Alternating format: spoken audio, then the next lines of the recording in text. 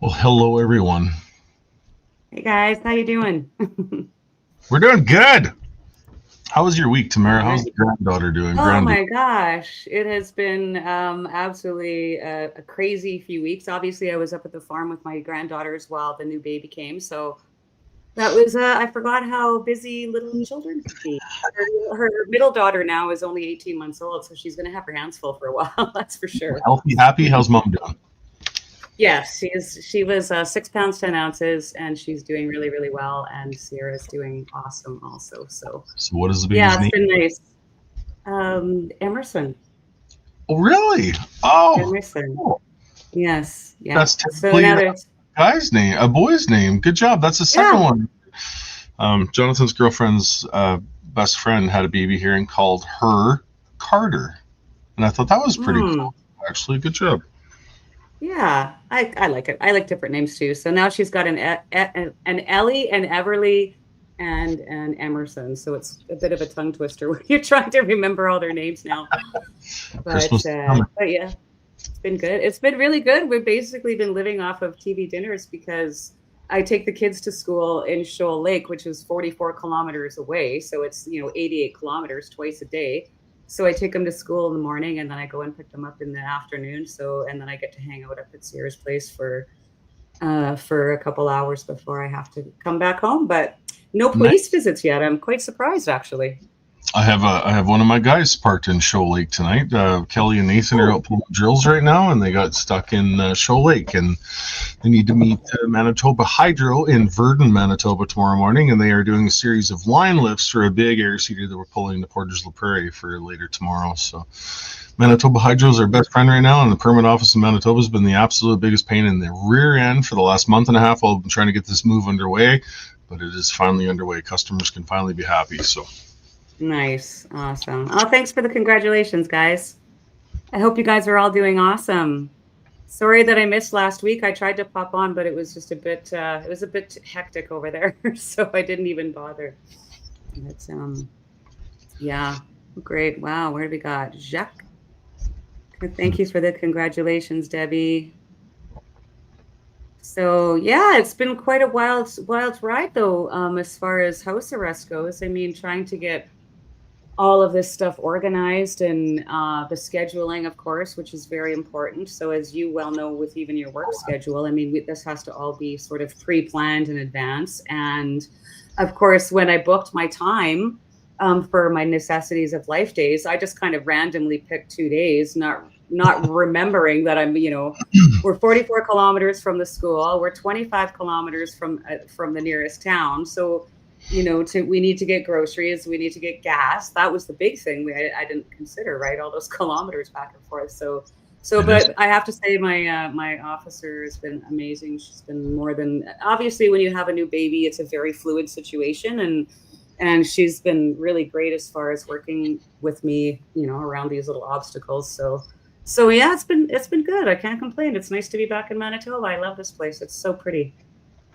Well, as most people know, in the Swift Current area last night was our local town hall for the Saskatchewan Mm, Prosperity Project's evening of information, and I was asked to be a part of this, and I willingly accepted this, and I thought to myself, I'm like, February 2022, we've seen the best in Canada. We've seen the most patriotic. We've seen the people standing there proud of their flags. The Canadian flags that were waving on the side of the highway was a memorable experience that we can never, relive again. But in the last 4 years, I've also seen, and I think you're right there with me on this journey, and we've seen the worst from our nation's capital. We've seen the amount of lawfare and the amount of persecution, political persecution, and I think it's time for this conversation. So I attended the town hall last night in Swift Current at Community Baptist Church, and I think it was good. The house was packed.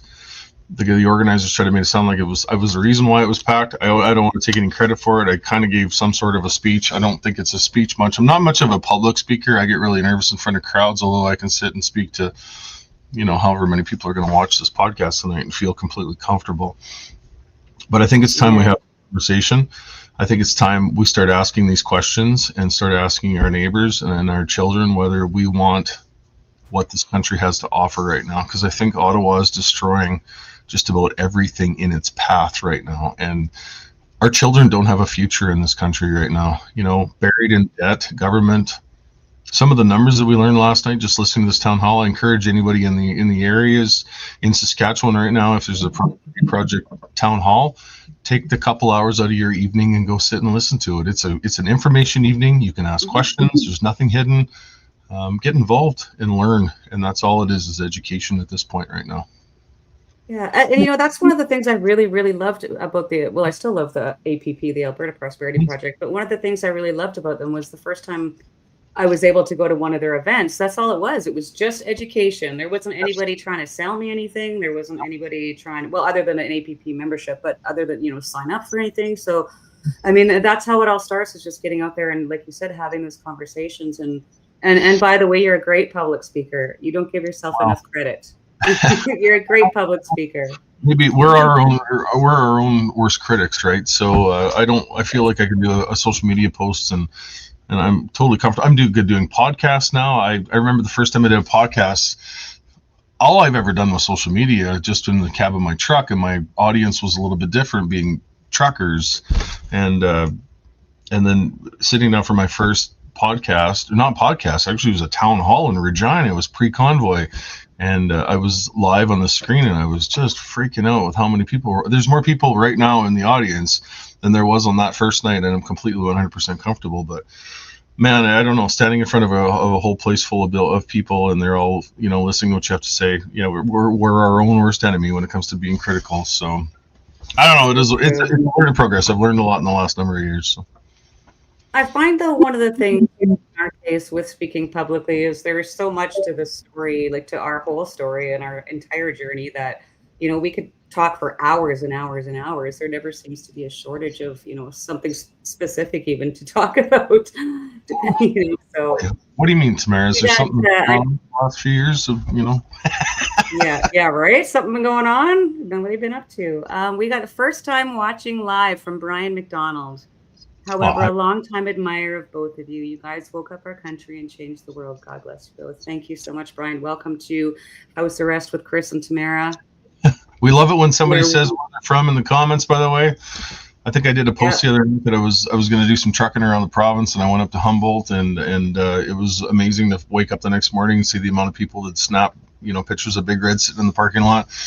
While I was sleeping, people driving through the parking lot with cameras out the window. It's nice. So make sure you let us know where you're from, and we do our absolutely. You had the helicopter photo like a couple of weeks ago when you were going down the highway in the States. Wasn't that in the States? Minot, North Dakota. I was coming through with a combine out of the factory in Nebraska, and I noticed a black helicopter flying, close to the highway, and I thought, wow, that's cool. Minot is the home of one of the Air Force bases, and actually holds a lot of the nuclear power in North Dakota. Like, a lot of nuclear missiles are all siloed around Minot in the region there. So when you see a helicopter in the area, you just kind of think it's military, but these guys were out, and then the next thing you know, on social media, a picture of Big Red driving down 52 was posted from the guy in the helicopter. So that was pretty cool. I like that. Yeah, no kidding. Well, she's definitely probably one of the most recognizable vehicles on the planet at this point. In the back corner of the shop, covered in salt too, unfortunately, but it's been too sloppy around Saskatchewan right now with the snow and the rain the last little while to get her washed up properly. I should have parked it about a week and a half to 2 weeks ago for its winter sleep, but I've got too much work up right now. It's been nonstop. Yeah. Hi, Ellie from Alberta, St. Thomas, Ontario. Welcome, Shelley. Hello, Dual Sport Bandit from Langley, BC. Eyebrow, Saskatchewan. Wow. Rocky Mountain Road. From Eyebrow in the crowd. Nova Scotia. Oh, yeah, really? Yeah, it was pretty good. Nova Scotia. I saw somebody in here from California too. That's just incredible. It's amazing. I feel sometimes like we're the luckiest people on the planet. I mean, I know that there's so much stuff that we have going on, but when you see the support that we have and the lovely messages that we get, it's been from all over the whole world. You take note of that when you see the amount of support and the amount of people waving when I'm driving down Big Red with Big Red on the highway, the hands out the windows, the horns, It's always people coming up to me when I stop. Anywhere I stop, somebody's coming up to shake a hand and get a picture, say hi. I've said it before and I'll say it again. It would have been one hell of a lonely courtroom if we wouldn't have had so many people standing behind us in the last number of years. So we're very Oh, no appreciative. kidding.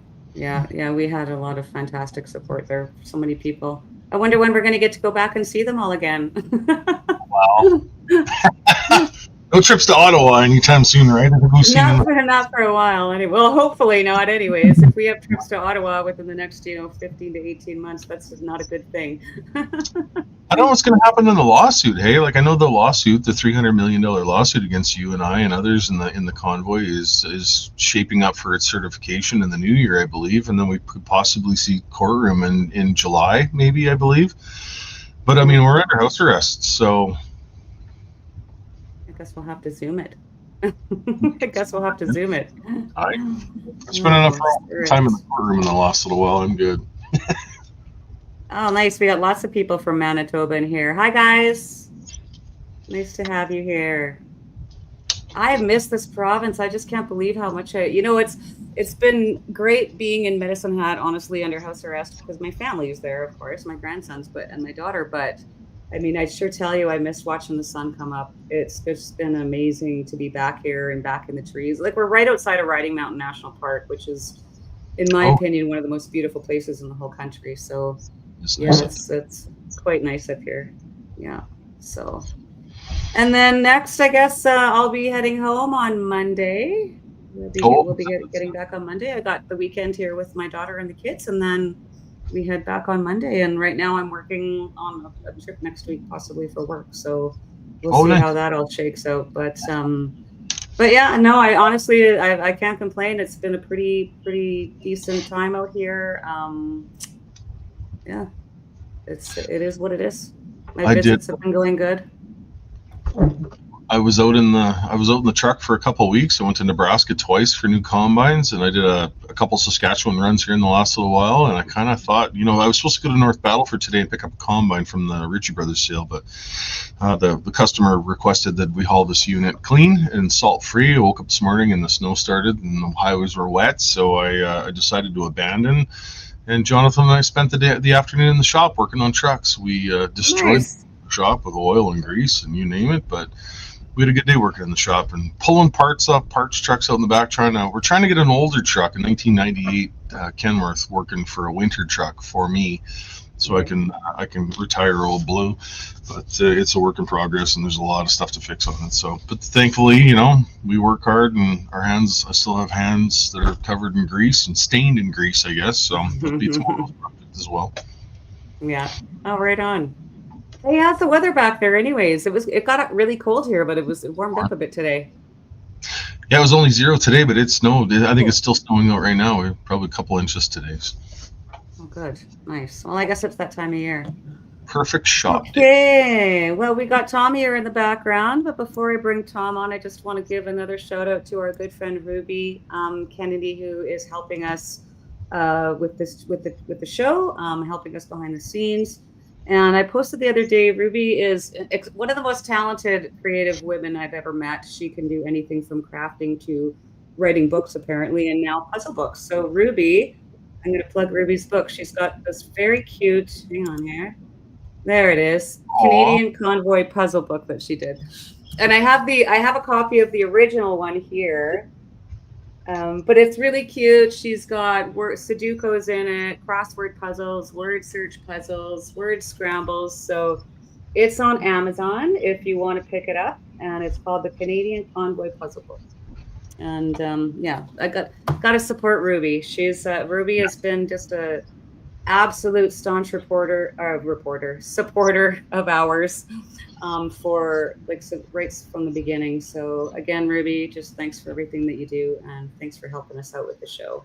Most people don't know this, but while Tamara and I were under conditions over the last number of years, Ruby was the one watching the Facebook pages and posting and keeping people updated on that. So Ruby's a huge supporter and quite an involved piece of the working material behind the scenes. So we thank Ruby and we appreciate her.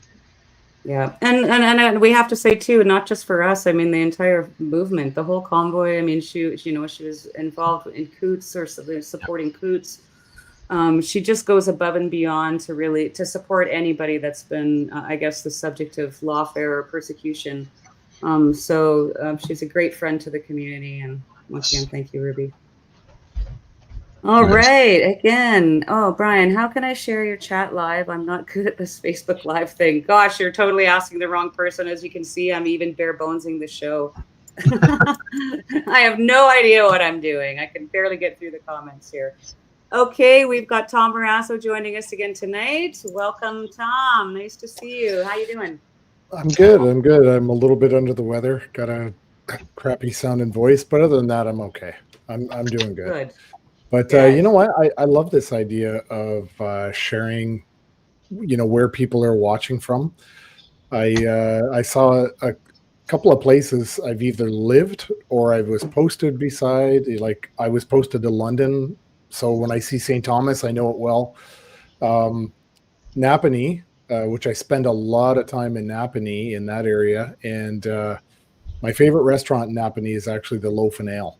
It's down on Dundas. It's a great little restaurant. I go every time I'm there. I'll probably be there at least once or twice in the very near future. I won't say when, in case those undesirables find me. But yeah, like I was posted to Petawawa for a couple of years, and I thought we were the undesirables, Tom. Yeah, no. You're the famous undesirables. I'm just the infamous, yeah. But I was posted to Petawawa, so I know Pembroke well. I used to own a house in Pembroke as well, so it's nice to see all these places I've been to and the people that are living there now. So that's pretty cool. Mm-hmm. Yeah, it's really neat to see like where because people really are watching from all over. So I mean, it's amazing. It's absolutely amazing. Everyone always talks about Avril Lavigne being from Napanee. I'm sure she's never been there. Niagara Falls, I just saw one pop up. That's my hometown. I'm born and raised in Niagara Falls. Nobody knows that. Wow. But it's true. Ontario. What a beautiful area. Yeah. Ontario is beautiful too. I just like it, and different areas are just so different and unique too. Yeah. And look at this guy, this Kevin guy. He's a truck driver from Saskatchewan, and he's chilling out in Mexico right now. Kevin, he's an amazing guy. Him and his family, amazing people from the Priestville area. So I hope you're enjoying the warm weather down there, Kevin. Hi, Kevin. Carmina, she's come from Ontario. Sorry, go ahead, Chris. No, they said they were there. They were with us in Ottawa. Wow. Amazing. Kevin and Rhonda. Absolutely amazing. Well, I don't really have anything picked really to discuss per se tonight. I did post a video of I just was going through my phone. Actually, I'm quite surprised at some of the stuff I found on my phone. So I'm going to start posting because remember, I was banned from social media for 2 years. So all of my photos and stuff, and then even when I was let back on social media, I wasn't even allowed to like post the words Freedom Convoy, or else I would have been sent back to jail. So I was just going through my phone and I found all this stuff, and I came across a video recorded in the hotel room of a CTV News report coming up as we were still in on our way to Kenora, I believe, or had gotten to Kenora that night. And I just thought it was a really, I watched it and of course now knowing what we all know and what we learned from the POEC, to see it again through that lens was kind of humorous and I think I guess even more obvious. Hindsight, of course, is 2020, but it was a little more obvious. So I was going to play that clip. You know how I met Ruby though while you're setting that up? Yeah. Ruby emailed me one day, probably a year and a half or longer ago, and she was Googling my name, and she is the one who found tomorazzo.com, and it was purchased by a person, we shall not say his name. It was purchased. My name, my personal name, was purchased as a domain name by a person, and who was directing all of his book sales. If you went on tomorazzo.com, it was taking you to this guy's books, and so Brendan Miller, the awesome Brendan Miller, had sent him a letter, cease and desist immediately. He did, and he just decided to redirect it to himself and another undesirable, unfortunately, on an interview with Sheila Gunn Reid, who I have no issues with at all. But I've asked Sheila, I asked Sheila to leave it up there. Leave the interview up there. So if anyone's curious later after the podcast, go on palmarazzo.com and see who I'm talking about. Do we have baggage with certain people? We do. We certainly do.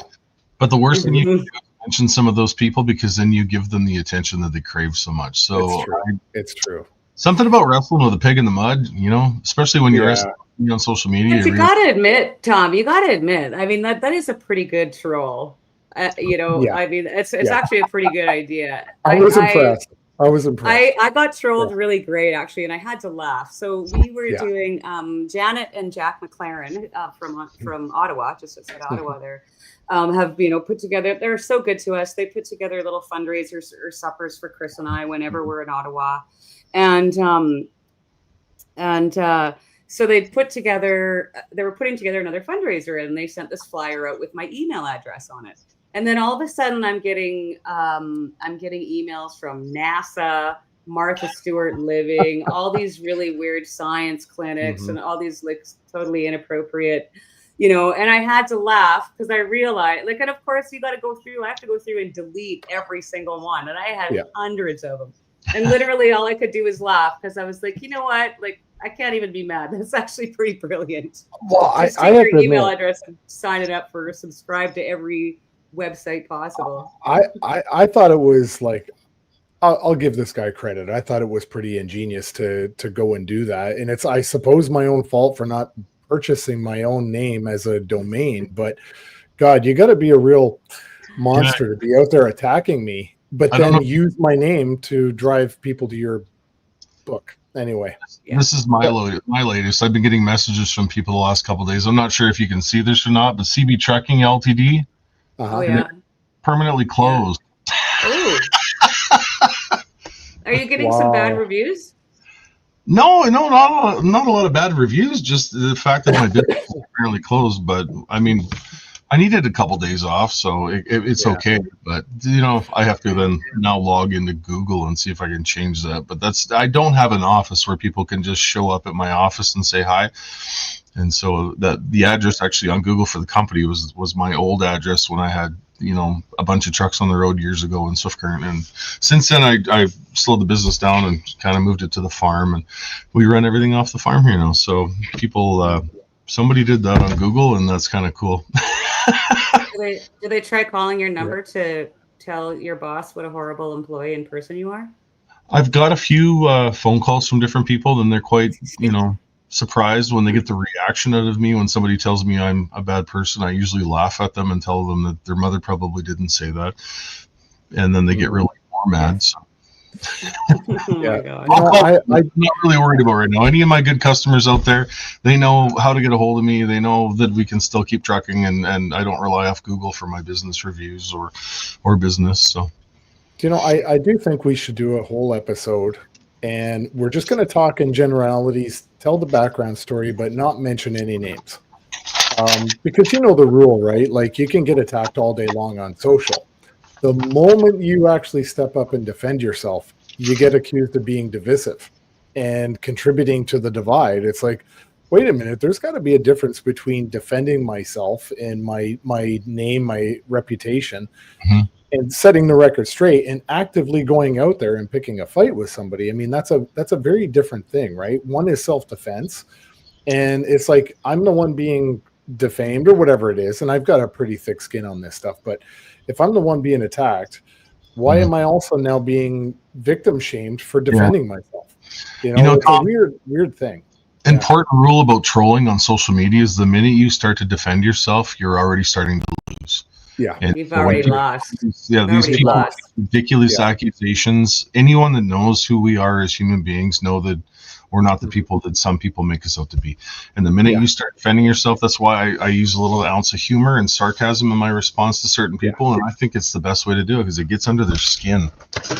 It is true. It is true. And I have to say, Chris, I've over the years really enjoyed your videos. So there's one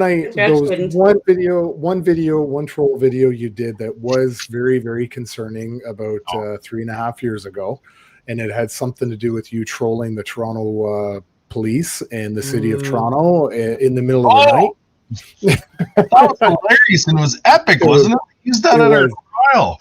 It was, so I got to tell this from my perspective. Yes, I got to tell you this story because I woke up really early in the morning, and I get everybody sent me this video on TikTok. And for the record, I never heard of TikTok until I met Chris. And everyone's sending me this TikTok video, and it's Chris basically saying, "All right, Ottawa, if you don't like us, fine, we're going to Toronto." And he's doing this in the middle of the night, right? And I'm like, and I get this before 7 a.m. and I'm like, oh my God, this is bad. And then I thought, wait a minute, this is hilarious. And then like a few minutes later, like I get a text from Chris going, "Yeah, Tom, maybe I should have told you about that." And I'm like, "No, we're good, it's perfect." Like, and when we get to the POAC, and this is the funny part, we get to the POAC, and they talked about this because there was busloads of police that were being redeployed from Toronto all the way to Ottawa. Chris does the TikTok video. They stop the buses, turn them around, and set up barriers all around Queen's Park. Recall all these officers, and it's like, okay, wait a minute, guys. Is there anyone in the Toronto Police Department that has a brain in their head with a couple of brain cells they could rub together and to say, why don't we put some officers out on the highway? Because it's a 4-hour drive. Let's call our friends in Ottawa and see if any of the trucks actually leave the city of Ottawa in the middle of the night. And maybe, just maybe, we'll put a few cars on the highway to see if a convoy rolls towards Toronto. But no, they didn't. They stopped the buses. They panicked. They stopped the buses, turned them around, and put a big giant barricade for months around Queen's Park. So Chris did a TikTok. There's a key. And people need to take notice when there's a key to my trolling or my online videos. When I blow a kiss at the end of a video, I'm mocking whatever video I just made. And I did that after that. I blew a kiss, and I walked in. I think I walked into the Arc Hotel, and I had people yelling at me the next day, like, "You can't do this!" And I kind of laughed back, and I'm like, "I can do this. I will do this, and I'll probably do this again. You need to, learn your place." This is me. Yeah. And she did. But you know what? I mean, the funny part about was when we were watching the news that night. I think we must have had like a road captain's meeting or some meeting of some kind. We were all in the same room watching the news, and they were reporting on Chris Barber's TikTok video, and they're going on and on, like making it sound like we're serious, serious organization, and they seem to have some robust and sophisticated intelligence operation. It was absolute nonsense to do over a joke. Over him making a joke. But I mean, as we saw over and over again and continue to see to this day, I mean, it's just been knee-jerk reaction after knee-jerk reaction. All of their responses had no logic or even law behind a lot of them. It was just emotional and knee-jerk reactions. And every decision that they made they were shooting themselves in the foot constantly. It was the wrong one. Absolutely. They'll expose themselves. You just need to give them the time. Yeah. And I think we'll see. I think, Tamara, you probably have queued up a couple of examples of the level of incompetence between the politicians in themselves. And I do want to remind everybody, Tamara, you touched on this 2 weeks ago, that as early as the 27th of January, we learned this at the POEC, early as the 27th of January, the PMO's office was saying, don't put too much pressure on this convoy because we don't want to push out the crazies. I don't know who they're talking about, but they were just like, there's people there. It was actually, July the 24th. It was before I even shook Chris Barber's hand. July? So the initial text, January 24th. January, yeah. So it was January 24th, and that was when Chris came to pick me up. And the same day, there was this text message exchange between Mary Liz Powers, who was the issues advisor to Justin Trudeau, and Alexander Cohen, the director of communications for Mendocino's public safety office. And in that text exchange, you can clearly see, I don't know if you can see that, this text exchange, basically where they're talking about, okay, got quick responses, people are into it. So this is Mary Liz Powers texting Alex. So the PMO texting the public safety officer. Let me know if your boss is too happy to help however I can. Just had a chat with Alex at public safety, who had a bit of an interesting idea. As you saw in the what does that say? It's pretty small. In the chat, the truckers convoy and some of their more extreme comments, i.e. calling for a January 6th style insurrection. Nobody that I know of in the convoy called for a January 6th style insurrection. The government wanted that, though. Yes, they did. Yep. Yep. Are getting more coverage in media. Alex was surveying whether there'd be interest in his boss doing some media on this eventually. He was chatting with Mendocino about it right before he went into cabinet retreat. I think there could be an opportunity to get in on this growing narrative of the truckers, particularly with the research that LRB is doing into their backers, into our backers, Canadians, or Canadian middle-class donors. My thoughts of the framing here would be similar to what the PM and Blair said last year when January 6th occurred. Our democracy is something we need to nurture and protect every day. So keep in mind, this is the narrative that they're creating. So then this is some of the points that they were making, like that they were going to talk about. We will always support the right to peaceful protest.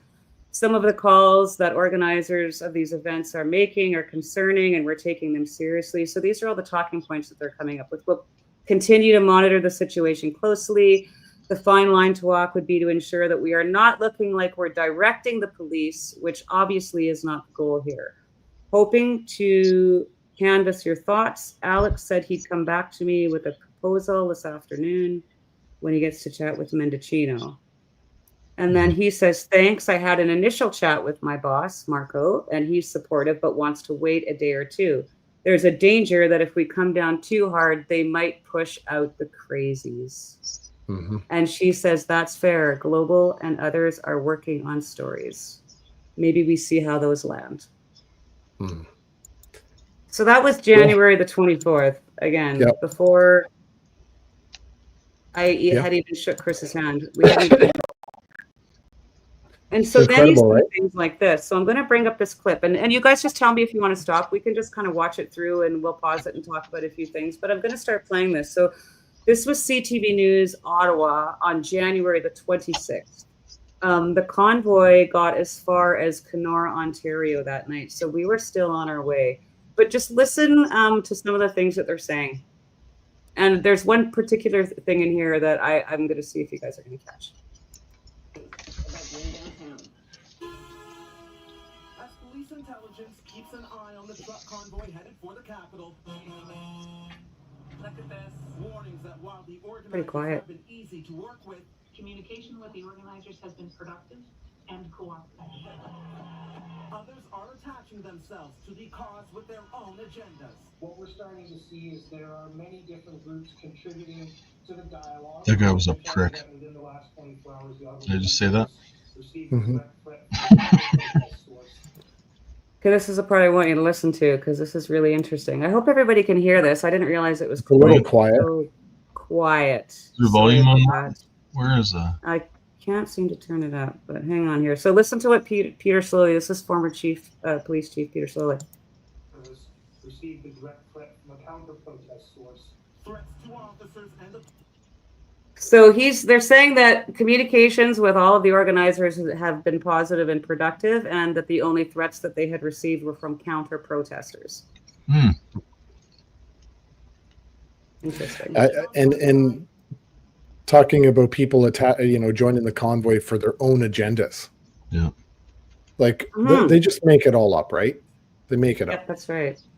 Exactly. But I mean, they're flat out admitting that there was other groups that were joining us. I mean, this is the thing that the Crown prosecutor wanted to try and prove throughout our whole trial, was that we were controlling everyone. We weren't controlling anyone. No. We were there participating just as much as anybody else was. But somebody has to try and people have to come together and keep the basic things organized.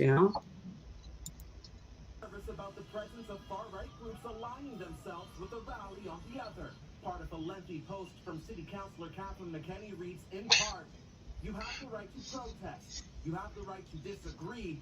You do not have the right to damage our infrastructure, to threaten violence, or to spew your statements of hatred, xenophobia, and racism to those who disagree with you. Come peacefully, come So interestingly enough, as I was getting some stuff ready for the show tonight, I went back through some of all the POEC evidence that I have, and I have like the briefing of the ministers with these same talking points, the memos, the emails that were going back and forth. So, you know, even everything that good old Catherine McKenney there, speak it in French, McKenney, it's a bit of regurgitating talking points.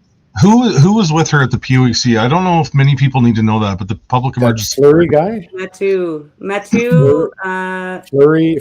or Fleury, Matthew Fleury. Ignorance of these two people when they testified the POEC, and I believe they gave their chief under English, but when it come to cross-examination, when Brendan Miller cross-examined, they spoke in French, just to be as ignorant as possibly can be. And it showed Matthew Microaggression Fleury. That he was the guy that came up with the microaggressions and how, you know, they were phantom honking. We were the phantom honking. And that was the moment Brendan Miller was like, "Je suis Brendan." That was it, you know, like hear you. Yeah. Yeah, that's right. That's right. All right, I'll play this one. What do they mean by far right? It's all messaging, Tom. Well, I mean, that's exactly it, right? They immediately were calling, you know, they basically what they said in that statement was that, so there has been some threats from the counter protesters, but they didn't say that we were peaceful and polite. They said, but there's fear that the far right elements are or this could turn violent or whatever. So they're just planting the seeds already. That's all it is. Control the message, you control the narrative, and the government's really good at controlling the narrative. Yeah, they should. The 6-point yellow star and freedom decal on its door. Historians have noted that yellow stars were used to identify Jewish people during the Holocaust. What's equally alarming is the promotion by some elected officials that there's a risk of food shortage. Canada's transport minister saying it's intentionally spreading fear and panic. But what may be scarier to some Ottawa residents is not knowing what exactly to expect as police prepare for anything. I'll tell you what you can expect. Regular Canadians coming saying, "Can I please have my rights and freedoms back?" Like, listen to the fear that they're trying to manifest in people's minds. Do you know what you didn't see during convoy? You didn't see any smoke grenades thrown into Christian churches. You never seen anyone chanting death to anyone. But boy, in the last number of years, you have heard that from other protests, and I'm not going to name any names. Mm-hmm. Yeah. So here's Trish Ferguson. Now, Trish Ferguson, you remember Trish, right? The exact number of participants in the main demonstration is not currently known. Anticipating tens of thousands, both the mayor and police chief have said, if you're not participating in the rally, do not come downtown if you don't have to. They're preparing for major traffic tie-ups, the possibility that intersections will be blocked, and yes, even violence. And yes, even violence. Prepare yourselves. Yeah. The truckers and the farmers and the secretaries and the nurses are coming. Like, come on. You know, this is the thing that we've said it before. Like, I mean, in some people's minds, that actually watch and drink this, take it all in, this is the image that they're getting. So tell me how we had a chance with some of those people out there. You know, Tamara, I was reading through my my notebook that I've carried with me for the last 2 years during court, and I went through the pages of the people that testified against us. How many was there? I guess seven people from the citizens of Ottawa that testified against Tamara and I at our trials. And they told some pretty outlandish, horrible stories. None of them had any interactions with Tamara or I. None of them. I never met, neither one of us have met any of them. But they were allowed to sit on the stand and spew garbage for, what was it, 2 weeks, I think it was? Oh my gosh, it felt like 2 years. I felt like pulling I don't have any hair left, but what I did have, I was looking for tweezers to pull. And again, I think, yeah, how many did you say? There were 7 I think it witnesses. I was think 7. 5 of the 7 witnesses are named in the lawsuit against us, the civil I think suit. I thought it was So 7, again, wasn't it? how does that? Maybe it was. I can't remember how many exactly it was, but again, it begs the question. Like, I would think that would be a conflict of interest. I mean, a witness on the stand has a vested interest in, you Finding know, us guilty. twisting things or exaggerating things when they have, $300 million on the line. So I always thought that that was absolutely like ridiculous that they could even testify in the first place. But What I was the one? mean, the I remember one guy, he was complaining because he had to walk his child down the street for 10 blocks to the skating rink so he could play hockey, and he laced his kid up in the car and made his kid walk down the street with his skates on. I mean, who in the hell does I that in know, Canada? As a parent's job, you lace your child's skates up in the hockey rink where normally Canadians do. and I think if I remember correctly, the judge pushed back on that too. Also, that was the gentleman that demanded a French translator, remember? And then the judge found out halfway through his testimony that he could actually speak French and understood everything, but they had to pay to bring a translator in for him to, yeah. And then, yeah, she'd asked him something and he kind of answered, and then she's like, "Do you speak English?" And yeah, he was fluent in both French and English. But Just being a total. Remember Vivian from the church? She's seen Yes. children with camouflage pants, and someone had a Led Zeppelin T-shirt on. Holy no, they Mary! were blasting Led Zeppelin music out of All of their rig, out of their semi truck, and it was very loud. And she did say now that she is a product of the '60s, and she's been known to get down in her day, but Oh, it was too noisy. And then she went on about the kids in camo, like those little Canadian militant camo wearing children, right? Oh my God! we can look back I and still laugh think- at this. This was absolutely one guy he had to buy headset or earphones because it was too loud, but he couldn't go out of the streets because he was scared for his life and he had to order them up. No, he had to send his girlfriend out to pick them up because he was too scared to leave the house. He was really eccentric, that guy. That guy, we were his childhood bullies, and he was standing up to us. I can't remember what his name was. I probably shouldn't say it I'm anyway. not gonna But say it, but I remember his first name. But anyways, he was very sensitive, very sensitive. And then yes, he went on and on about these noise canceling headphones because he made a big deal that he had to go out and spend extra money on noise canceling headphones that he still uses today. He had to say, and then after a lot of wrangling to get it out of him, we find because he said, well, he couldn't. I asked Diane, I think it was your lawyer who was going to cross him first. And I said, well, how did he get the headphones? Because if he's claiming that he couldn't leave his apartment, how did he go down? How did he pick them up? And if he's claiming that they couldn't get any traffic down there, then how did he get it delivered? So he finally admits that they went to the store to purchase them. And then he finally admits that he was too scared to go. So he sent his wife. Girlfriend. Remember, he kept calling her partner, and then we came back from a break, and he had to let the courtroom know that he's not gay, that his partner is female, and that people were bullying him online because they thought he was from, you can't make this stuff up. And I kind of thought maybe he looked a little flamboyant at the time. He came walking in with, hourglass figure with like pink highlights on his clothes, and I thought, well, okay, that's fine, perfect. But he was very feminine. Like he did have a lot of very feminine qualities. Definitely. And again, he was very super sensitive. He was definitely bullied. He was the one that was lying on his bathroom floor crying with Yes. his partner. He's the guy that couldn't hit a hammer because he doesn't know how to hold a hammer. But you heard these stories from some of these people, and then you've probably read the blog A Night with the Untouchables that David Mayberry wrote. And David Mayberry lived in an apartment on Kent Street directly over top of the protest, directly over top of it.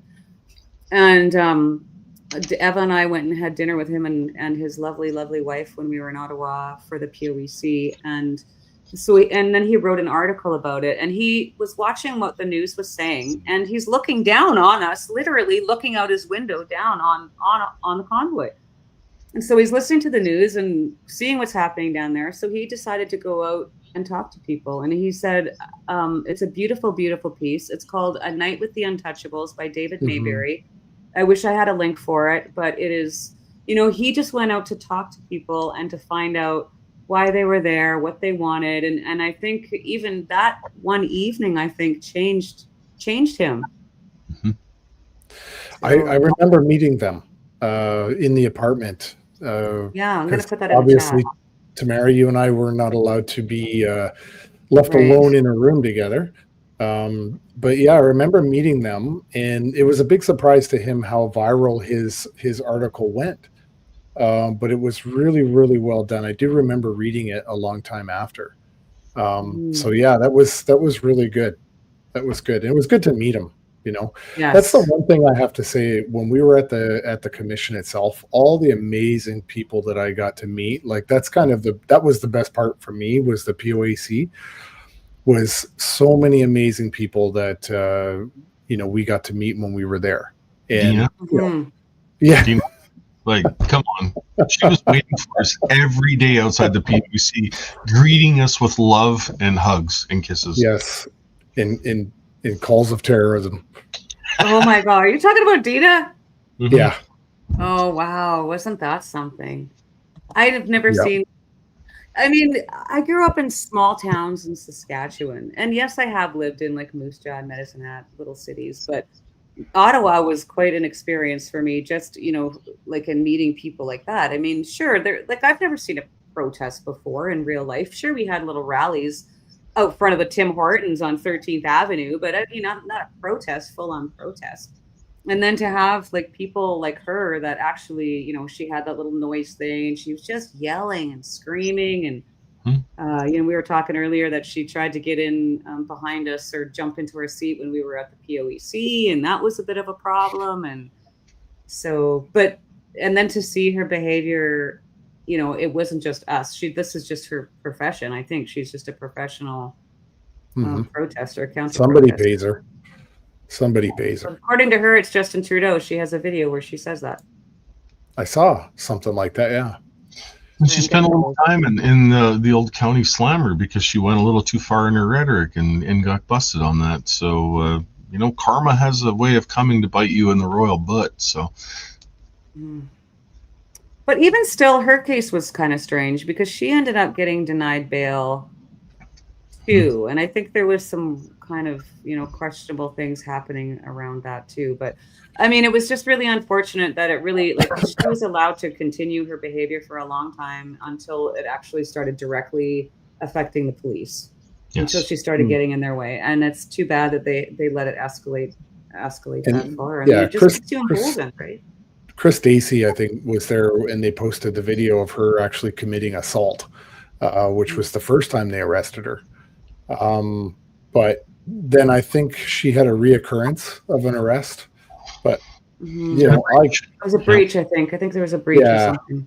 Yeah, I'll never forget sitting in the courtroom, and this is the sad part of this story. She would take her young daughter along with her wherever she went, and her young daughter to this stuff on the side of the road and the protesting and all that. And she brought her daughter into the courtroom, and if anybody that attended the trial of Tamara and I, there was a dog that would come in, a therapy dog, and his name was Kaboom, and it was a greyhound, a retired greyhound. And she took a liking to that dog, and that dog took a liking to that young lady. And boy, you could just see the smile on her face when that dog came around, and it was quite awesome to witness. She was a sweet girl. I remember they were just walking out, and I heard this little voice say, "Hi, Tamara," just like so sweet. So I knew immediately it was a little kid, and I looked and I'm like, "Hi." And she smiled and waved, and then I looked at who she was walking out with, and it was her mother. And I was like, oh my gosh, wow.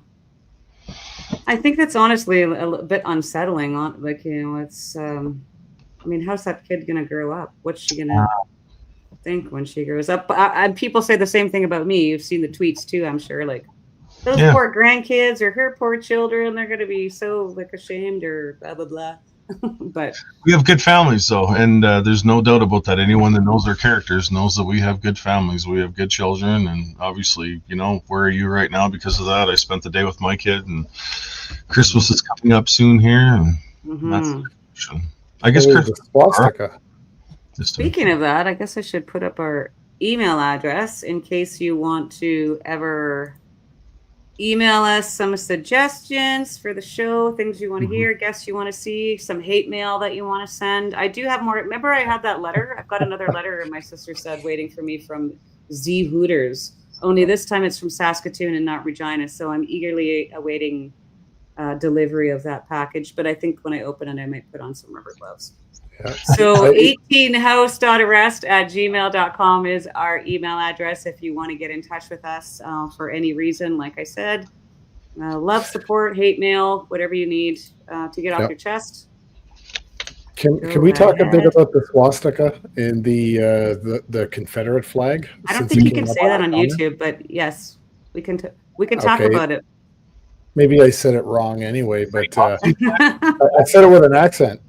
You know, here's the funny thing. I remember sitting in the audience of the POEC when CSIS was being cross-examined, and they laid out their whole menu roadmap on how when they detect out there in the world some sort of IMVE, ideologically motivated violent extremism, and they laid out their whole entire roadmap. And so, you know, basically saying we get this thing and we do all these things to investigate it, we take it serious and blah, blah, blah, blah, blah. And they went through this whole thing for a long time. Brendan Miller gets up to the microphone and shows a picture of the guy with the Union, the Confederate flag, and with his truck and the license plate, and goes, "Who's this guy?" They're like, "We don't know." It's like, you just walked us through this whole giant roadmap on how you investigate IMVE. This guy and the other flag were all over the news, and the guy's license plate is here, and you're telling us you don't know who it is? And you know what? Somebody told me who has consulted for both RCMP and CISA said, yeah, they know who it is. It was them. They were using it as a trap. They were flying the other flag, the German flag, and the Dukes of Hazzard flag, and they were flying it all over the place. Rebel flag. And you know, it still had the wrinkles in it. The only guy wearing the cover over his face was the guy with the flag. And you know, the theory is that they were trying to draw out people in the crowd that maybe were attracted to that ideology, not necessarily paid agitators, unless you want to count CSIS or the RCMP getting paid, but it was to draw out people that ideologically aligned with that. And so this is why they were in the crowd. And of course, the videos show clearly that the truckers chased them away and told them to take it down, get lost. And there's a photo of very them politely, by the way. Yeah, taking that flag right into the Chateau Laurier, up the stairs, which is exactly where the RCMP were headquartered and housed, right? So, you know, it was great on Brendan's part to point that out after them, you know, going through the whole roadmap of we take this serious and we investigate this way and that way. It's like, who's this guy? Oh, we don't know. There's this license plate. Yeah, you don't know who that is. Like we were on every list. We were profiled 6 ways from Sunday. Again, like before we even left, they were doing all this crazy stuff. They put us on the IMVE list, and they did all of these things. But you know what they never did, not one time? Call and have a conversation and just ask about who we are, what we were doing, why we were doing what we were doing. But instead they ran around like chickens with their heads cut off in a freaking panic and just went to, like, it's astonishing to me. And a lot of that stuff we found out after about the IMVE list and all that stuff. Like, are you kidding me? Do we want to go back to this, guys? Sleeping Giant 1229 here brings this point up. Does anybody remember the day when Queen Ramona was in town and was going to light a Canadian flag on fire? I did a TikTok video. It went a little wild there, telling all the truckers, what do we have in our trucks? We have fire extinguishers. Do you have one handy when you see this crazy lunatic nut jar coming towards you with a lighter and a Canadian flag? Grab your fire extinguisher. We were unsuccessful, though. There was too many places to be, and she beat us to it, and she did burn the flag. You ran up there, though, didn't you? Didn't you get up there, though? We tried. It was all done before we could get there, but that call was up. I think we were in a meeting or something. I remember that we were in a meeting or something, and you got a call or a text, and you took off. I think she showed up. She showed up in her magic caravan in front of the Ark and was causing a whole bunch of problems out front of the ark. And Danny Bulford was out there, and I see Danny yelling at a bunch of our own guys because our guys were climbing on the hood of her truck to get rid of her, like not climbing on the hood, but basically trying to get rid of her. But they were putting themselves at risk, right? So Danny was trying to deal with it. I went down the street to tell the cops that she's here, and they're like, "Yeah, I don't care." And so she left the ark and went up, and she set fire to the Canadian flag. And so the very next day, Danny Bulford and a group of veterans and a group of truckers went up and did a reconsecration ceremony for the Canadian flag and did a presentation on the importance of the Canadian flag, what it was about. But that was never the story, right? The story was that the truckers burned the Canadian flag, right? It had nothing to do with us. No. She was a known nut job. Always was in that job. She tried to get into our command center too at the other hotel, and Thomas basically just told her to go pound sand, get lost. Yeah. Oh, what did she do after convoy? She settled in the little village of Richmond, Saskatchewan, and basically put that community in terror for a number of years until SWAT team finally. I think she's in house arrest right now in Regina. She's not even Canadian. She calls herself the Queen of Canada, and she's got a loyal following. And for some reason, I'm not sure, but she's straight off the cuckoo for coconuts for breakfast.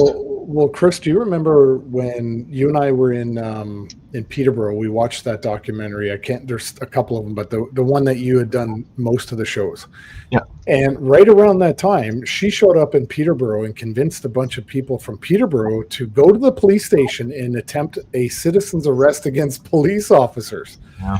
And these poor people, literally, I watched the video. They all, one of them got punched right in the face and dragged inside the police station. And I have a really good friend who's a Peterborough police officer, and I was like, what are you doing? You didn't see Romana out there doing it. She sent other people to go out and do the dirty work, and they got punched in the face by the police who, you don't go to the police station, arrest police. A citizen's arrest is meant for in the commission of a crime. Not, hey, I'm just going to arrest you. I feel that would be kidnapping. Bad. Yeah, it's called kidnapping. That would be kidnapping. Yeah, it's heartbreaking to see people get led down these paths. It really is. Well, a friend of mine, actually a lady that's close to me, her mother, she lives in Orillia, Ontario, and her mom is a part of that group, and the Queen was telling all of her subjects, stop paying your mortgage, stop paying your bills, we're going to take all the debt away, send me all your money. And she did. And there's a good possibility that eventually they're going to lose their house. They had to try and take out a second mortgage, and this was a home that the mother and two of her daughters had purchased together, so that no matter what happened throughout their lives, they would always have a home.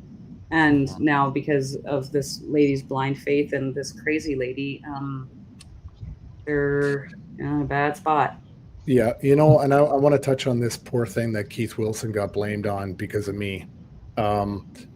So we were talking about Queen Romana and all these other groups that had shown up, because she wasn't the only one. There was a couple others that showed up, and the day that Keith Wilson testified, he got asked this question, about people like Romana showing up, and on the stand. So let me back up before I give it away, but him and I were talking, and he said, yeah, in my evidence in chief, I got asked about this, and they were asking me about all these people showing up that we had nothing to do with.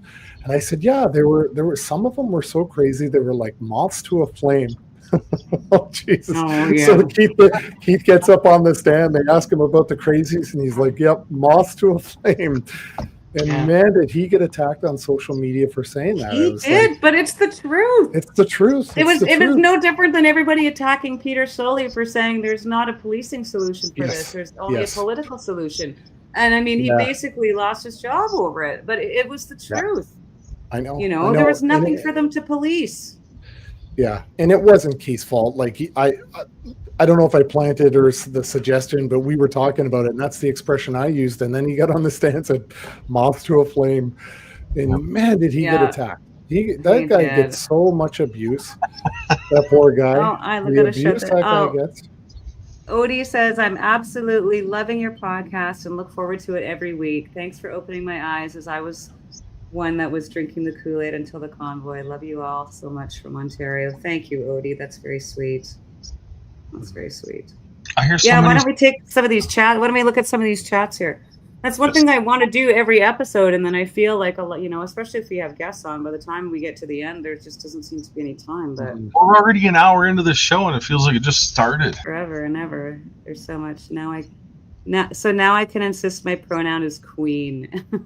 Yes. Well, Praise before the you Lord, do that, Jasper, sister. you saw the 1BC in British Columbia. Yes, I wanted this to bring week that up. Thank you. They introduced the March 11th as the Freedom Convoy annual statutory holiday. Tara? And I gotta say, like, if anybody hasn't seen the documentary they put out 2 days ago called Making a Killing, it is unbelievably good. I'm so proud of these people for having the guts to do what they have been doing inside the BC legislature, and every rebuttal that the government comes up with is, you're a bigot, you're a racist, but I'm not going to answer your question. We're just tired of you being a bigot and a racist. It's like, okay, then explain the evidence to us. That's what we're asking for. Like, and day after day after day, these two women take such a beating. Love I've them. met Dallas a few times. Dallas Bodie, she's a firecracker, and I met her in Phoenix, Arizona a few years ago at the AM Fest, Charlie Kirk's event down there. What a firecracker! I had an amazing conversation with her, and that was when Dallas was thinking about running for politics, and then she ran for politics and she got in. I heard a rumor. I seen something online today that said that John Rust had stepped down as the BC. That is true. Well, they ousted him. Kicked him out yesterday. Yeah. And, and then he wasn't going to quit. He said he wasn't quitting, and he wasn't getting pushed out. And then, of course, first thing he resigned. We were at the We Unify conference when he was talking about setting up the BC Conservative Party, and I really liked John. I liked what he had to say, but man, I just seen a different side of things when he got into power as opposition. It seemed like he was just, those true colors maybe showed, and I'm glad that he's maybe taking a sideline. And can we trust a politician these days? To be honest, it seems like there's a question. And I think that's such a huge problem, and I think because it's the system. I think a lot of people, a lot of good people, get into politics with good intentions, but you can only work within the system that you've got. And you guys see it all the time. Chris, you get it all the time, and Tom, you probably too. Well, when are you going to run for politics? When are you going to run? Run for PM? Run for this? Run for office? Well, I mean, there's not a single political party in Canada that I would attach my name to, and like there just simply isn't. So that's what we're announcing the start of the, what are we going to call this party?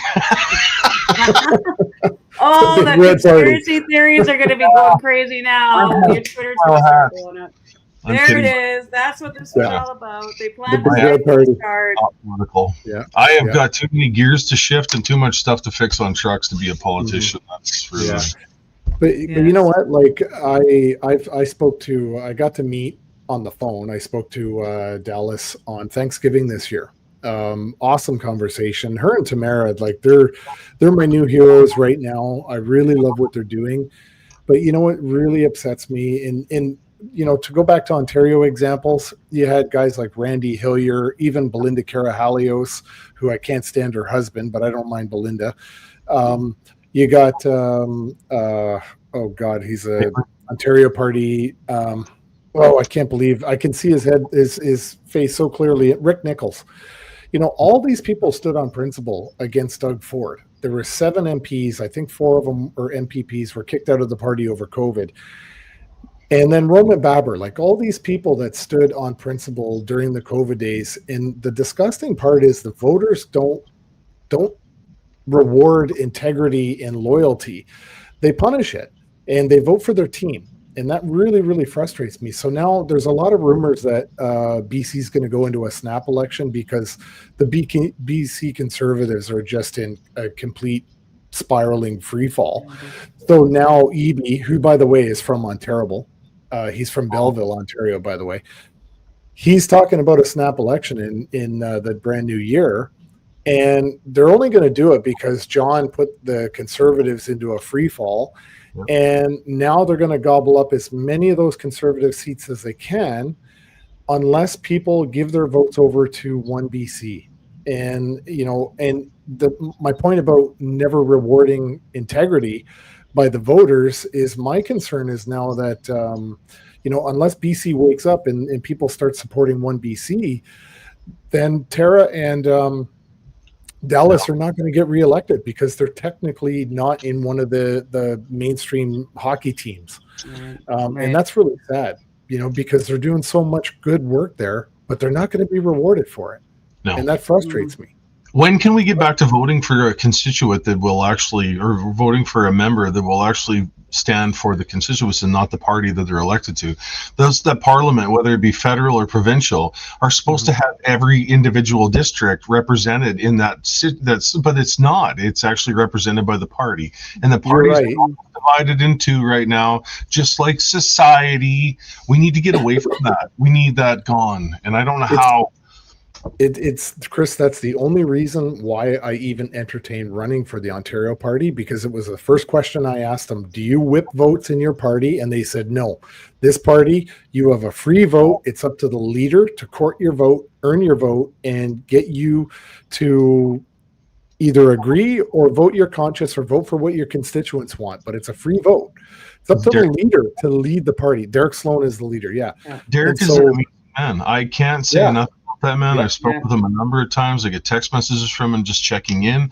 Derek Sloan is, I think, what Canadian politics needs to be. Mm-hmm. Yeah, and so that's why I even joined. Otherwise, I wouldn't have bothered with any other party if they were whipping votes. Because to me, what it does is it makes every MLA or MPP just an administrative assistant to the leader of the party. You're just an admin assistant in that riding. You don't have any say or control, and you don't care what the voters want, which is why here in Ontario, with 124 constituencies, most of them don't even answer or respond to their constituents because they know they won't have to. And they know that the voters in Ontario are so backwards in their thinking that they'll vote them in anyway. Like, get this, after the convoy, when Doug Ford was bragging about being the most restrictive leader in North America, and passed Bill 100, making it virtually illegal to protest with a vehicle. Right. We had an election in the June right after. People were so terrified in Ontario. Get this. They were so terrified in Ontario of the Ontario Liberals beating the Conservatives that they gave Doug Ford 20 more seats. He had a supermajority. But get this. They were terrified federally of the Conservatives in the elbows up crowd, who voted for Doug Ford, also voted for Mark Carney. Mm-hmm. It makes no sense to me. Like, abuse me more, please. Canadians have become conditioned to, do you know how many conversations I've had with blue collar, my trucker friends, my farmer, my rancher friends, and something will come out of their mouth about how evil Donald Trump is. And they say, are you worried about those tariffs? But have you heard about the India tariffs on farming agriculture in Canada right now? What about the Chinese tariffs? Why don't we look inward right now? You guys are busy playing the ponder game to something that the legacy media told you to be scared about right now, when all you have to do is look inward. What are our leaders doing for us in this country? Absolutely nothing. Name one thing that this Liberal government's done for Canadians in the last 7-8 months that they've been in power. I can't name anything, but yet I know a huge business and industry in Saskatchewan here that was literally forced to sell his corporation to another huge investment firm, because if that man dies still owning that business, they will lose that business because of the taxes that the government will then come and take from that man. It wasn't feasible for him anymore to own that business anymore. And this is a huge business in the province of Saskatchewan, sold because the government basically forced him to.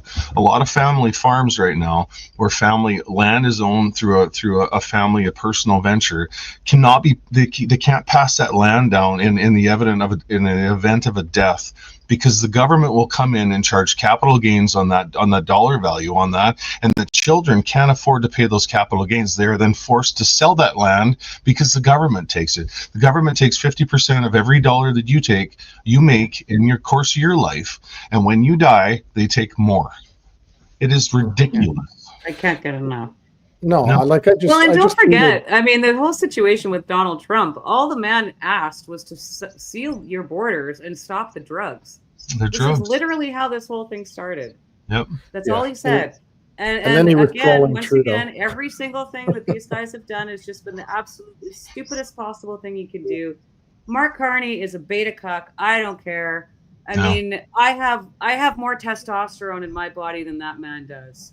Like, There I is mean, I'm more masculine than Mark Carney, and he's just pathetic. And he's like, it's insanity to even watch him try and deal with this. Like, he's a tough talker until he's right in front of him, and then all of a sudden, he's just a puddle. Well, talk about trolling. I don't think anyone trolled Trudeau better than Donald Trump. True.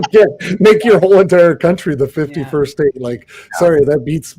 The only thing people better is say if that, you'd have but bought his again, URL. I mean, you have an Yeah. administration in the United States that can smell weakness a mile away.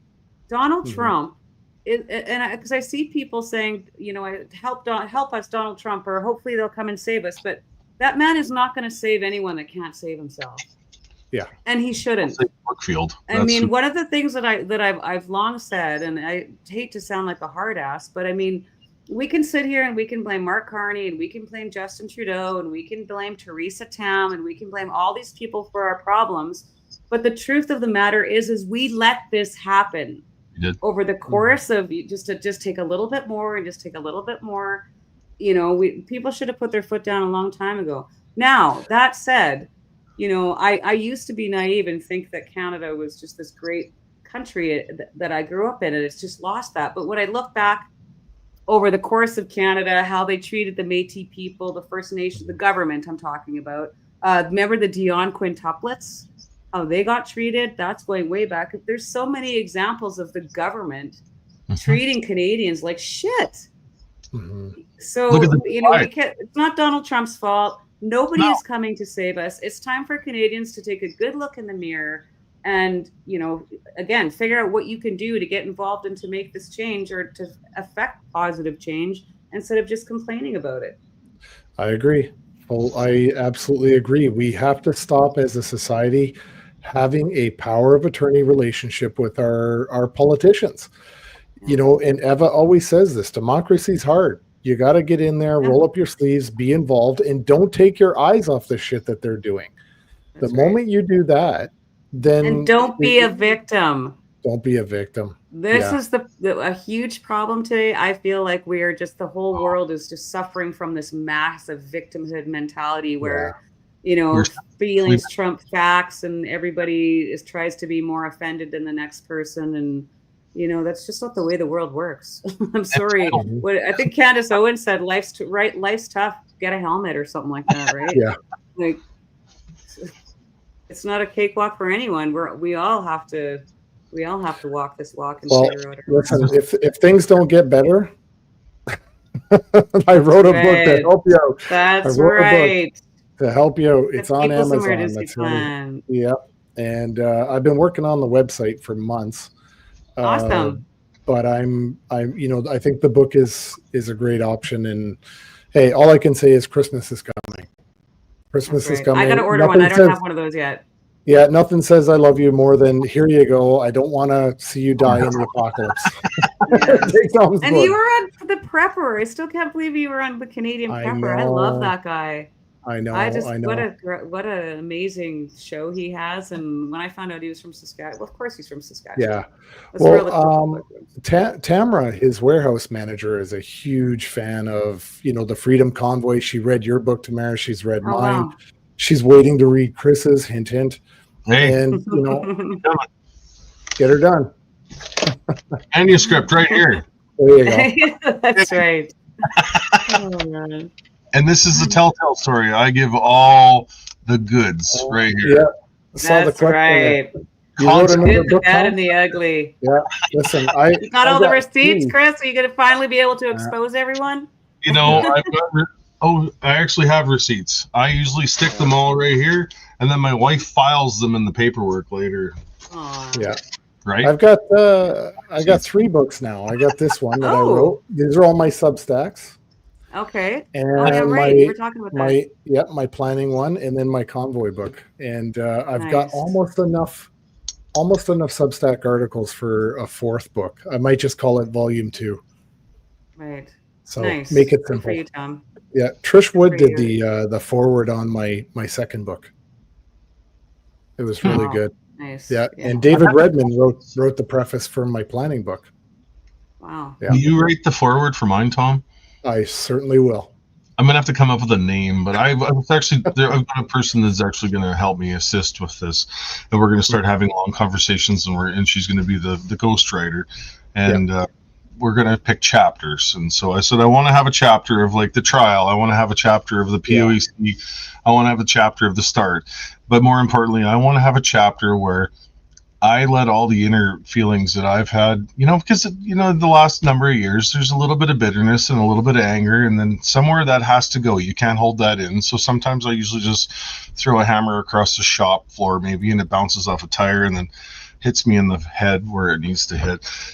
Those are going to be the chapters, and we're going to tell a good story. So the conversation started now, and we're working our way through it. So, but there won't be a book tour until May 6th of 2027, because that's when house arrest ends. We did establish that on Monday when I was in my probation meeting. So, well, then I can come see you on January 21st, 2027, because I've got that little bit of that time served. Remember, we're drinking beer. We've got no kids in the house right now, so that you bring the weight. We got extra rooms. Positives of pretrial custody. We will drink for a week straight and tell stories. No kidding. I want to I want to address this one comment in there by somebody. I don't know how to say his name, Lucian. It's not your place. Wait, there's a thing in the way. Where did it go? Where did it go?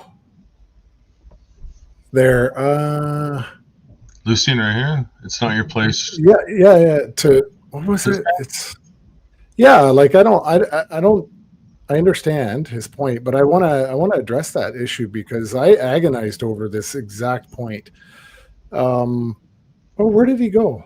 It was that's the one. It's not your place to use Convoy for your benefits.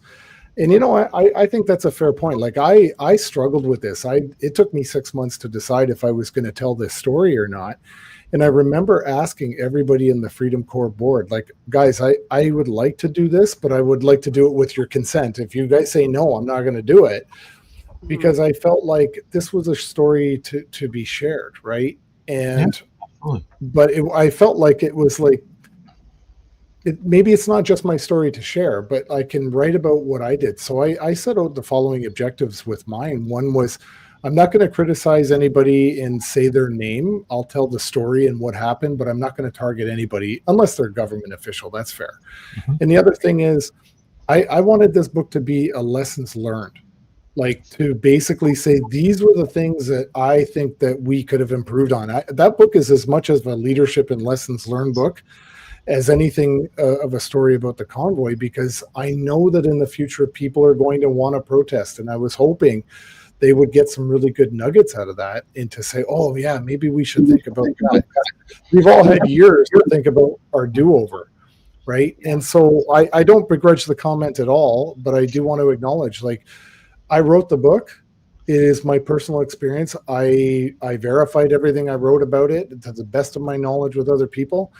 But at the same time, I put a lot of it took me a year and a half to write that book. And I'm offering somebody something in return for, a very small royalty. Believe me, it's very, like, I to be honest, you don't get rich writing a book in Canada. You don't, and not in the TikTok world. And you know what? I've sold about 1,600 copies of that book total. I like to say that Convoy, everyone experienced Convoy in a different light, and we should speak about those different lights. Each one of us has a story to tell, and that's our story to tell. And if you can choose to listen to that story or not listen to that story, that's completely 100% up to you. Nobody's pushing it in your face. But when it comes to certain people in this movement paying an ultimate price over the last 4 years, like some of us have done, how many days were we gone from home? You lost your job. They're trying to take my truck right now, my livelihood. They want to destroy everything about us. I'll be Yeah. damned if I'm not going to tell my side of the story, Yeah. and people can choose to listen to that, or they can not listen to it. Go your way and have Well, your and side of the story. Yeah. you have to remember too that there's a lot of people. Well, first of all, like you said, Tom, I mean, you're not going to get rich writing a book in Canada. It's just not going to happen. So, No. it's important to get the stories out there, in my Mhm. opinion, whether, whatever your perspective is. And number two, there's a lot of people that really, truly want to support us. Like, they're Mhm. happy to pay for a book because they know that it's going to help us in some fashion, right? So, I mean, I get, I see people, I get called a grifter every day. We all do. We all No. get called grifters. I Oh, see yeah. people like, Yeah. Rebel News is a great example because people call Ezra Rebel News grifters all the time. But really, I mean, they have a fantastic business model. No one's no one's forcing you to donate No. to anything. So, like, just shut up about it. Like, why are you offended if other people want to donate to a cause or purchase a book that somebody's written to support them? So people So are I do understand the sentiment behind it. I mean, I totally get that. I mean, I don't think Mhm. anyone needs to, make millions and millions and millions off the back Oh. of it. Of course, I guess I have, though, according to what Yeah.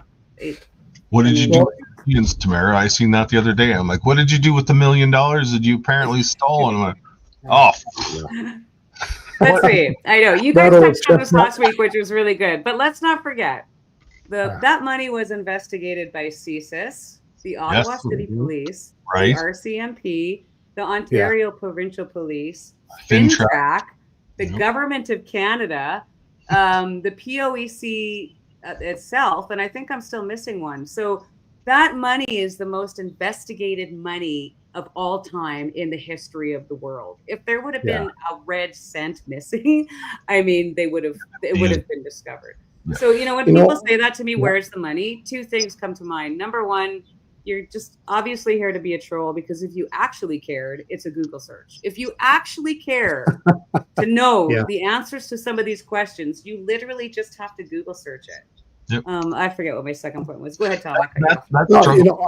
I though. No. was gonna say, like, I got fired in the September before the convoy, and I got a job about 15 months ago. So between that time, I was severely unemployed. I spent 5 months until the POEC living in a geodome with no utilities. No, like, I had my tiny little 1,000 watt Jackery that I would, make coffee with, and then I would run hot water through it just so that I could clean myself in the dome, kind of thing, or have a shower. I had a solar bag to hang in the sunlight to warm up the water, and I lived like this for about 5 months, which to me, it didn't bother me at all. I actually enjoyed it. It was like camping or being back in the army. But then I wrote the book. Well, the winter came, so I had to make alternative arrangements, but nobody would touch me. I could not get a job. I applied to hundreds of jobs every day, and I was applying to jobs. Nobody would touch me. I was radioactive. So I wrote the book, put it out, and like, I could go weeks without a sale on books. I don't care, but I'm telling the story. But at the end of the day, I don't have the legal bills like you guys have had, but I do the best I can to help raise money for other people. I go to of fundraisers course. when I'm asked. I go to a book signing if I'm asked. We were out in Saskatchewan, the three of us, for Chris's fundraiser. And I contribute in any possible way that I can. But I personally, I'll tell you this, I really do have a hard time taking money. I don't know why. Like, and I literally was less than paycheck. I lived in a geodome, a 20 foot long, 20-foot diameter geodome, for almost 5 months after the convoy. I came home one day, I was campaigning, and I was told, in 2 weeks, you're moving out. We're telling our daughter today. So on the same day I lost the election, I was also unemployed and homeless. Right. Wow. And so these are the stories we don't talk about. I mean, my life is Yeah. amazing now, Yeah. but it took a long time to recover, and even in that time when I was applying, I was out looking for work, but I also was writing this book. Yeah. And because I thought the project was important, and I wanted to just tell the story, and I wanted this book to be a lessons learned for future protesters. Mhm. You know, about being safe and responsible, understanding the media, you know, in knowing how to work with the government to the best of your ability. We tried. We absolutely We did. tried. It's not our fault we didn't have a willing dance partner. No. So I see somebody, sorry, in here asking about Chris Sky. I think Chris Sky moved to the United States, if I'm not mistaken. Did he I think he not? did, I yeah. haven't heard. I Was haven't it you? heard from that guy or Yeah. about that guy in a long time. So many people have left, and that's the scary part. We're losing a lot of people because people are giving up right now. Yeah. I met a family in North Dakota when I was stuck in the snowstorm there that just kind of said, we're had enough. They sold everything, bought a business in the States, and they started their life again down there. And when you stop and think about the amount of control the government has over each and every Canadian and the amount that we have to ask for permission to do just about anything, you start to wonder if we've gone too far down that road. And I think we're there. We're there. Mhm. Speaking of which, our friend Greg Wycliffe's got a documentary coming out here pretty soon. He's got a screening set up in Ottawa. Geez, I'll grab the dates. I should post those on our thing. I know We should he's get got a Greg screening in on. Ottawa and he's got one in Calgary too, and it's called the Hate Network. So Greg Wycliffe put together, interviewed myself, Chris, a whole bunch of people, Artur Pawlowski. Oh my gosh, tons. And basically, it's a documentary where he's profiling organizations like the Canadian Anti-Hate Network, which is actually the Hate Network too, by the way. So he's profiling, you know, the smear campaigns and these government-funded organizations that are basically paid to go out and smear, well, people like us, essentially, with your tax dollars. And it's not necessarily true, ever, really. They slandered So- just about all of us during Convoy, and I'd never heard of the Canadian. I was so disconnected with all of this stuff going into Convoy. I had no idea who certain players were or who media was. I was raised in a household where we sat at the supper table every night as a family, my parents and my two other siblings, and we watched news every night as we ate our supper, and we had conversations and talked about politics and learned something. You can't do that anymore. It's indoctrination, as far as I'm concerned. Yeah. Sorry, So- Odie, sorry, 1 second. Odie's Yep. just asking me if she can purchase a book. Yes, you can purchase a book right from me. I will be happy to mail you one, Odie. If you could just please send an email to our email address, which we'll put back up here, 18host.arrest@gmail.com. And I'll get in touch with you and I'll pop one in the mail for you. No problem. Thank you. Yeah. My friend on here, Kirsten Kelly, who I love, she's an amazing, awesome Canadian. Anyway, she just posted that Chris was in Mexico, Chris Sky. And you know, like okay. Chris, like I had a podcast for a very short time, and I interviewed Chris when he was running for mayor of Toronto because nobody would touch him in the media, and I'm like, okay, I will. He deserves to be heard, you know, just like everybody else. And you know, the thing, like Chris has earned himself a reputation of being someone who's hard to work with, but he's often right. He's often very right. And you know, he was one of the first one I ever heard that said, do not comply. Right. True. And, yeah. And you know, he can be tough to work with. That's I think pretty true, but I still respect what he's done, you know, and he got a lot of tickets. He got a lot of abuse, but he had the biggest guts before the convoy than anyone else. So I remember him walking through Pearson saying, I'm not getting in your line. I'm not putting on your mask. I'm not doing your arrive cam. I'm not filling out your forms. I'm not, and walked out. And, you know, and he got a massive, massive fine. You know, this guy always put his, you know, his everything on the line for what he believed and he said. And, you know, people really went after him when he left Canada. He said, I'm done. If you guys aren't going to have my back, I'm not going to have your back anymore. And so he left. And I can't fault the guy. He put it all out on the line. He put everything on the line. Yeah. And he fought. And so he's like, well, it just goes back to the, you know, like it just goes back to what I was saying. I think the last time that I was on, or you were with us, Tom, was that, you know, we don't have to like every single thing about each other. We're not going to. We're always, there's always going to be things, but we can still appreciate others for what they've done. We can appreciate what they've sacrificed. We can try to find some common ground, or how we can work together instead of like that's the key. That's exactly it. We don't all have to get along. We don't all have to like each other, but we can still respect each other and Yes. just I Yes. listened to Chris speak in Calgary at Canadians for Truth event that he was part of there. I was amazed with how educated he is and how well versed he is. That guy knows his stuff. He can quote statistics. He knows exactly how to use his language. Amazing. I asked him. I asked him in my interview, like, how does he know that? He's like, I'm from the future, is what he said to me. We had a good laugh about it.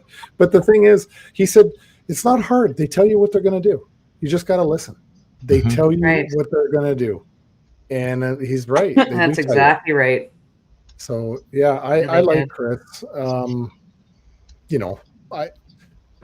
Yeah, you're right, Tamara. We don't have to like everything about each other. Like I had really high hopes for Trump when he came into office. Some of the things he's doing right now, I can't make sense of on his foreign policy, but I love what he's doing for inside the American border. Domestically, I love what he's doing. I've noticed that he's actually hurt. Some of my customers that I have in northern states like North Dakota, Montana right now are really feeling the pressure of Trump and the tariffs because they're the ones paying for those tariffs. So they buy a piece of equipment at an auction sale in Canada, and then they want me to truck it across the border. Well, now you're getting into the tariffs, and a lot of the times that's actually killing the people that his base. And so I wish he could roll back a little bit of that because he's actually hurting his own people more than he's hurting. Yeah, exactly. And you're not going to love everything that the politicians are doing either. Like I'm a big fan of Danielle Smith most of the time. But sometimes I'm just like, you just rolled out a digital ID? Like, come on. Like, and then but then she's rolling today. I think she introduced castle law type of legislation. Yes. Yeah. So it's like, I don't have to love everything you do, but I have to acknowledge when you do good, and I have to be critical when you do bad. 100%. That's our job. That's our role as the public. Well, as the voter. I've seen a few times, over the last few weeks, somebody will say something like, I supported you until you did this, or I supported you until you said that. And I'm like, okay, well, so you don't agree with one thing I said or my opinion on one thing, so now you don't support me? Like, that doesn't even make any sense. You know what I mean? Like one guy is like, I supported you until you were disparaging Catholics. I'm like, dude, I'm Roman Catholic. How was I disparaging Catholics? So now you're not going to support me at all because you think I disparaged Roman Catholics? Like, I came out in support of the ostrich farm, and I've been a supportive of Katie and the family out there since I heard of the government overreach going on there. And then you've got these people on mainly TikTok that are like out there researching and trying to dig up and disparage and discredit and destroy and anything they can grasp at. And I stood up again for the ostrich farm and didn't fall into this whole negativity. And I got, Chris, I supported you up until this point. I'm like, well, obviously you don't now. Have a good day. And see ya. I'll hit you on the way out. I'm good with that. You learn who your real friends are. You know that? Yeah, your real friends will tell you, like, look, I agree with everything else or a lot of other things, but this, no, to be honest. But it doesn't mean you write somebody off. Yes. And that's what happens. We're so quick to just turn our nose up at each other and write each other off for the most smallest little offense, right? And I've written a lot about that on my Substack, that dynamic. And I gotta say, like, the right are really, really terrible at crabbing. And if you don't know do you know what crabbing is? Yeah, they're terrible. Yes. We are on the right. They will write you off for the most minuscule little offense.